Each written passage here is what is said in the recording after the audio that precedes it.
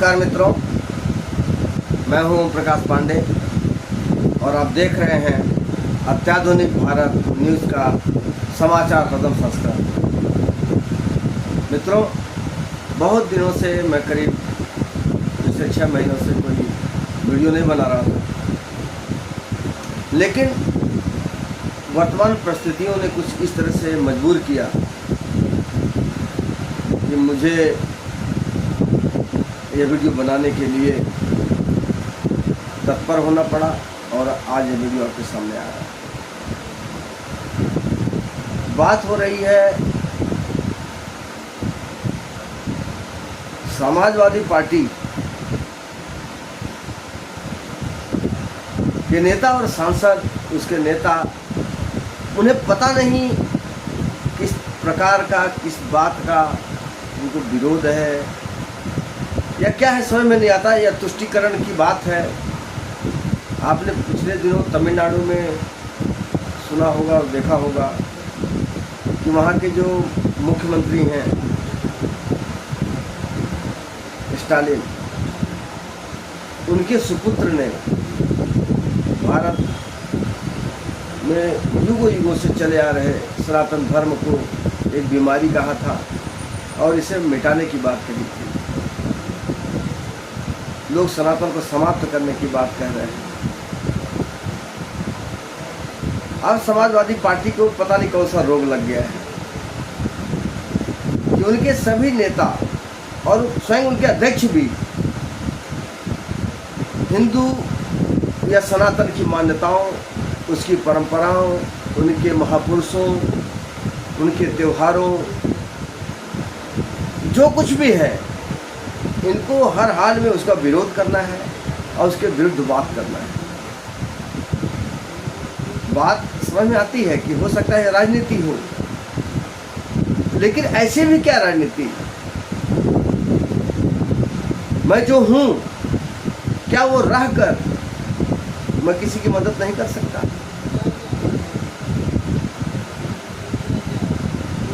मतलब किसी की मदद करने के लिए मुझे वो हो जाना पड़ेगा?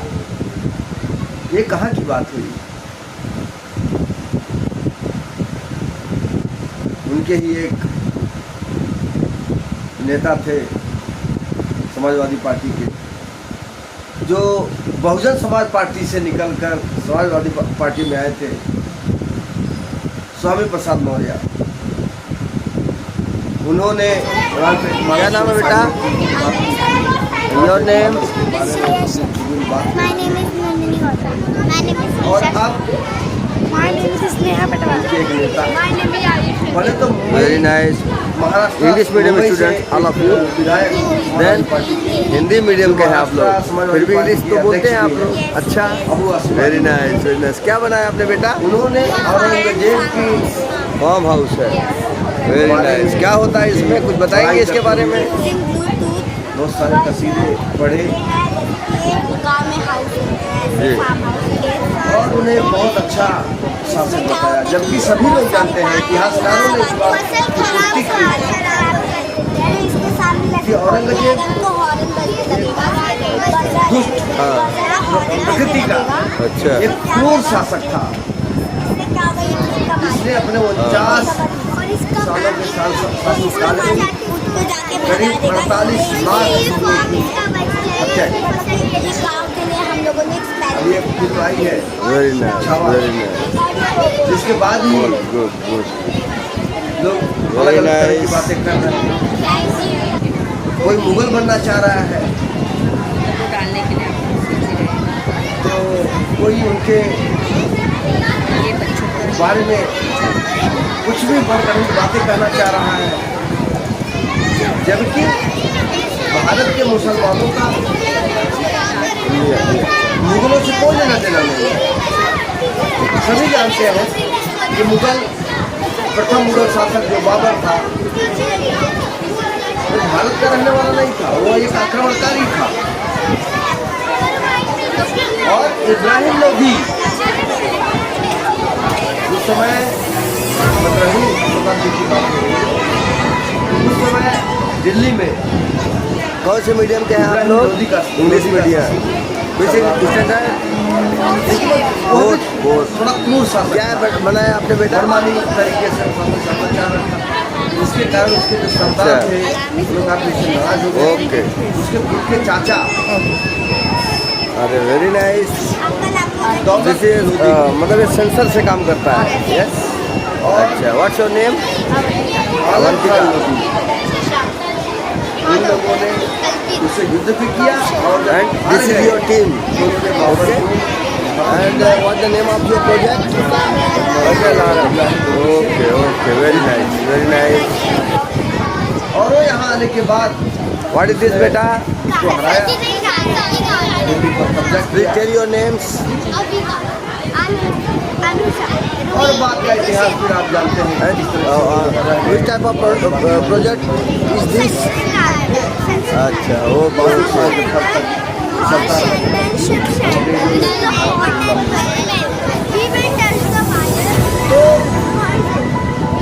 Okay okay okay, very nice.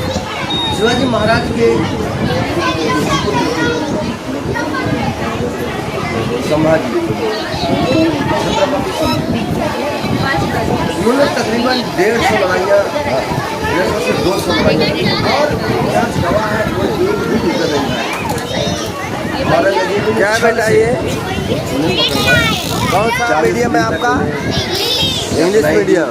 विच स्टैंडर्ड? उन्हें इस्लाम कबूल Fourth. करने के लिए what is the name of your project? साबित किया, स्ट्रीट मजबूर लाइट। किया, वेरी नाइस। प्राण देना। कैसे काम करता है बेटा ये? लेकिन इस्लाम स्वीकार करना स्वीकार नहीं किया। अच्छा अच्छा। अभी यह विवाद थमा भी नहीं था ओके ओके। कि समाजवादी पार्टी के एक राज्यसभा सांसद ये मराठी मेरा सेम प्रोजेक्ट रामजी लाल सरोज कौन सा मीडियम है बेटा? मराठी मीडियम। कौन सा स्टैंडर्ड? फोर्थ। सांसद हैं जो जनता ने चुन के इन्हें नहीं भेजा है। एक मिनट बंद कीजिए आपका सुमित काय नाव तुमचा? सुमित आणि तुम्ही? सांसद नील हर्ष समाजवादी अच्छा, पार्टी मराठी के मीडियमचे पूर्व विद्यार्थी सांसद आहात तुम्ही लोक. ओके. स्टँडर्ड रामजी लाल काय सुमन बनवलेलं आहे तुम्ही? Street light. Same project. Rana ठीक है सांगा ठीक है. कैसे काम करता है महाराणा ये? प्रताप के दादाजी थे जिनके बाद सारे मराठी सांगत विचार. गद्दार का कहा उसका कहना था कि राणा सांगा ने ही very nice very Ibrahim Lodhi को नाइस. हराने के लिए बाबर को बुलाया था एक मिनट बंद कीजिए जबकि ऐसा हाँ, था नहीं। काय? मैंने बताया हो. कि खुद इब्राहिम लोधी के चाचा अच्छा. Very nice very nice. दौलत लोधी और आलम लोधी और ये थोड़ी ये लोग जो है वो इसके नीतियों से व्हाट इज दिस बेटा? और दौलत अच्छा, लोधी अच्छा. पंजाब के गवर्नर कैसे काम करता है ये? उन्हें अरे विश्वास नहीं आया व्हेरी नाइस. उन्होंने विद्रोह किया और अपने कुछ लोगों से लेकर विद्रोह किया जिसके फलस्वरूप इब्राहिम लोधी ने उनको विद्रोह चला जिसकी वजह से इन लोगों ने बाबर को जो कि वहाँ पर ऑफ करके भी देखते नहीं तो आ चुका था अब वहाँ पर उसको कुछ समझ नहीं गया अब उसने भारत का रूप और यहाँ पर उसको एक सहारा मिला दौलत लोधी को दौलत और आलम लोधी को और उसने इब्राहिम लोधी को युद्ध में हराया। पहले तो राणा सांगा ने ये समझा कि ये शायद चला जाएगा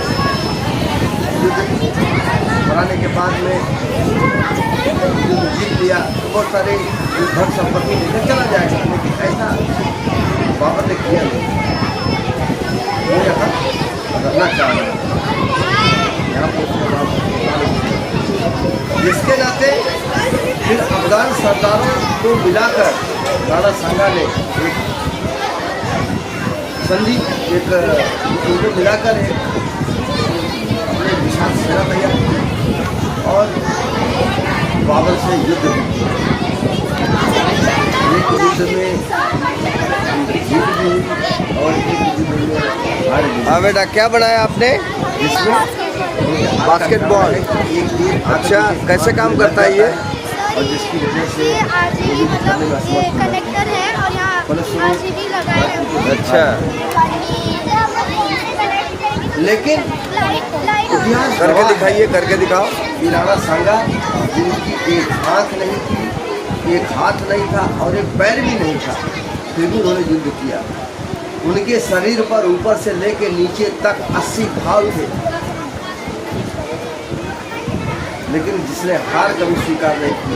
करीब 100 युद्ध लड़े थे, जिसमें से एक युद्ध उन्होंने स्वीकारा और 99 युद्ध उन्होंने जीता। ऐसे व्यक्ति के लिए, ऐसे राजा के लिए जिस तरह की भाषा का इस्तेमाल रामजी लाल सरोज ने किया, यह निंदनीय है। निश्चित तौर से इसका विरोध किया जाना चाहिए। और बात यह है कि हमारे लोगों को इतिहास की सही जानकारी दी नहीं है।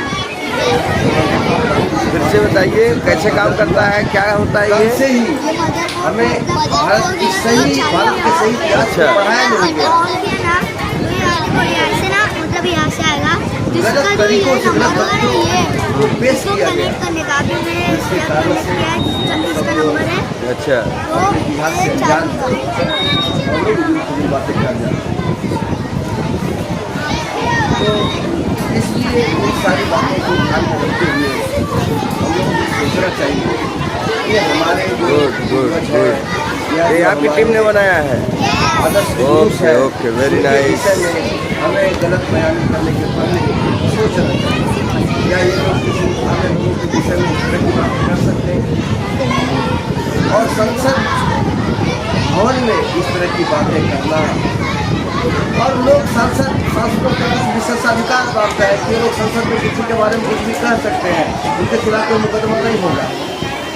इसी का फायदा उठाकर ये लोग किसी के बारे में उल्टा सीधा बयान करते हैं और करते हैं। क्या बना है बेटा आप लोगों ने? ये निंदनीय बात है, एकदम गलत है, अच्छा। सरासर झूठ है। इतिहास जानने वाले, इतिहास के जानकार आप ढूंढिए, उसमें तो पुरानी बात है, आज की बात तो है नहीं। और आज की तरह से सोशल मीडिया भी तब नहीं थी, लेकिन फिर भी इसी सोशल मीडिया पर ही अगर आप गूगल करके भी देखेंगे तो आपको मिलेगा कि इब्राहिम लोदी को बुलाने वाला इब्राहिम लोदी को हराने के लिए बाबर को बुलाने वाला कोई और नहीं था, बल्कि इब्राहिम लोदी के स्वयं के चाचा जान थे। आप गूगल कीजिए, आपको पता चलेगा।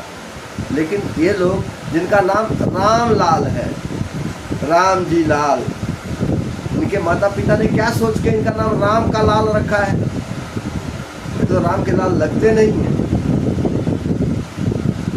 अपने नाम का भी ये कहते हैं जथा नाम तथा गुण, नाम के हिसाब से ही गुण लोगों में आ जाते हैं, लेकिन इनके में तो ऐसा कुछ गुण दिखाई नहीं दे रहा है राम का। जिस तरह के बारे में न इनको अपने संस्कृति के बारे में पता है, न इनको अपने किसी तथ्य के बारे में पता है, कुछ भी कहीं भी बोल देते हैं। और मैं तो आश्चर्यचकित हूँ समाजवादी पार्टी के जो मुखिया अखिलेश यादव हैं उनकी बात को लेकर। अभी हाल में ही उनका एक बयान आपने सुना होगा शायद, उन्होंने कहा कि भारतीय जनता पार्टी वालों को बदबू बहुत पसंद है और हम लोगों को तो खुशबू पसंद है। भारतीय जनता पार्टी वालों को बदबू पसंद है, इसीलिए ये लोग गौशाला खोल रहे हैं। मतलब गौशाला से उनको बदबू आ रही है। ये लोग अपने आप को यदुवंशी कहते हैं, कृष्ण के वंशज कहते हैं। भगवान कृष्ण जिन्हें गोपाल कहा गया है, जो गोपालक थे, जो गौओं को चराते हुए बंसी बजाया करते थे, जिन्होंने गौ की इतनी महिमा का वर्णन किया है, उसी गौ के गौशाला खोलने में इनको बदबू नजर आ रही है। मुझे लगता है इनके पतन का कारण यहीं से शुरू होगा। इस राणा सांगा के विषय में भी जो उनके सांसद ने इस तरह की गलत बयानी की है और राणा सांगा को गद्दार तक कह दिया है, उसका भी इन्होंने खंडन नहीं किया। इनका कहना है कि वो इतिहास की बातें हैं, वो इतिहास की बात कह रहे हैं। उन्होंने गलत कहा ऐसा उन्होंने माना नहीं।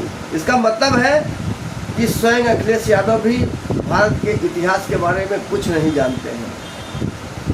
इन्हें सिर्फ तुष्टीकरण करके तुष्टीकरण की राजनीति आती है। एक विशेष वर्ग को खुश करने के लिए ये किसी भी तरह से हिंदू संस्कृति को, सनातन संस्कृति को, हमारे महापुरुषों को, हमारे त्योहारों को, ये लोग कुछ भी कह सकते हैं, कितना भी अनाप शनाप कह सकते हैं। इनको मालूम है कि कोई कुछ करने वाला या करने वाला नहीं है, इससे इनको डर भी नहीं है और कानून भी इनका कुछ बिगाड़ नहीं पाएगा। इसलिए जिस तरह से चाहते हैं उस तरह से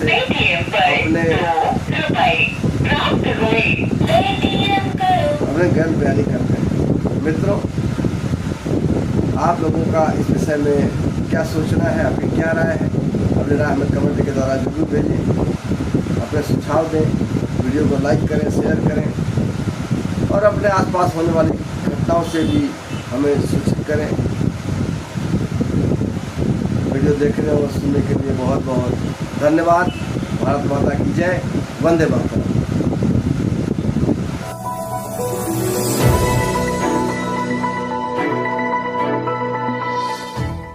नमस्कार।